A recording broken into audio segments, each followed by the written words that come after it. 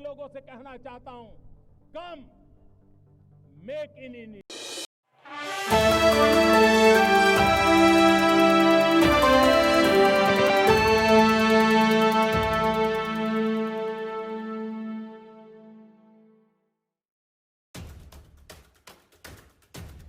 संसद में सरकार और विपक्ष के बीच जारी गतिरोध और कुल मिलाकर दोनों सदनों के 92 सांसदों के निलंबन से उत्पन्न स्थिति क्या 1989 का इतिहास दोहराने की तरफ बढ़ रही है? क्या तब राजीव गांधी की 400 से ज्यादा सांसदों की प्रचंड बहुमत की सरकार को बोफोर्स मुद्दे पर घेरते हुए तत्कालीन विपक्ष जिसमें भाजपा भी शामिल थी, उसके सांसदों ने लोकसभा ने जिस तरह सामूहिक इस्तीफा दिया था, मौजूदा विपक्ष मोदी सरकार को घेरने के लिए ऐसा कोई कदम उठा सकता है? ये सोच इंडिया गठबंधन के कुछ नेताओं के मन में चल रही है। मंगलवार को दिल्ली में इंडिया गठबंधन की बैठक है, जिसमें लोकसभा चुनावों की रणनीति, न्यूनतम साझा कार्यक्रम, साझा प्रचार, सीटों पर तालमेल और संयोजक जैसे मुद्दों पर विचार होगा। लेकिन इन बैठक में संसद में जारी गतिरोध और विपक्ष के सांसदों के धड़ाधड़ निलंबन पर भी चर्चा हो सकती है।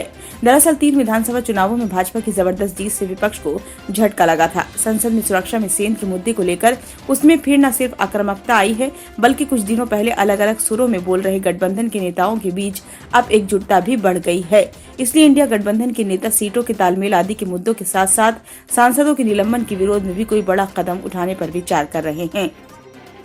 जनता दल के महासचिव और मुख्य राष्ट्रीय प्रवक्ता केसी त्यागी कहते हैं कि अगर सहमति बनी तो लोकसभा से सामूहिक इस्तीफा जैसा कदम भी उठाया जा सकता है।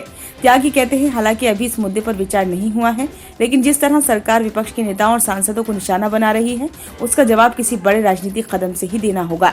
लोकसभा और राज्यसभा दोनों सदनों के सदस्य रह चुके केसी त्यागी बताते हैं कि 1989 में भी ऐसी ही परिस्थिति बनी थी, जब 400 से ज्यादा बहुमत वाली राजीव गांधी सरकार ने तत्कालीन विपक्ष को संसद में अपनी आवाज नहीं उठाने दी थी। तब पूरे विपक्ष ने लोकसभा से सामूहिक इस्तीफा दिया था और अब उसके बाद 1989 के लोकसभा चुनाव में कांग्रेस हारी और विश्वनाथ प्रताप सिंह की जनता दल के नेतृत्व में राष्ट्रीय मोर्चे की गठबंधन सरकार बनी थी, जिसे बाहर से वाम मोर्चे और भाजपा दोनों का समर्थन प्राप्त था। त्यागी कहते हैं कि जब संसद में विपक्ष की आवाज नहीं सुनी जाती है, तब उसे सीधे जनता के बीच जाना चाहिए। 1989 में हमने यही किया था और अब भी अगर सहमति बनी तो फिर विपक्ष सीधे जनता के बीच जाने के लिए लोकसभा से सामूहिक इस्तीफे का फैसला कर सकता है।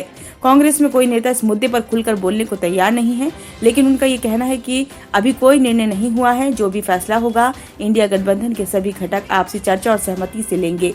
ब्यूरो रिपोर्ट, नई दिल्ली।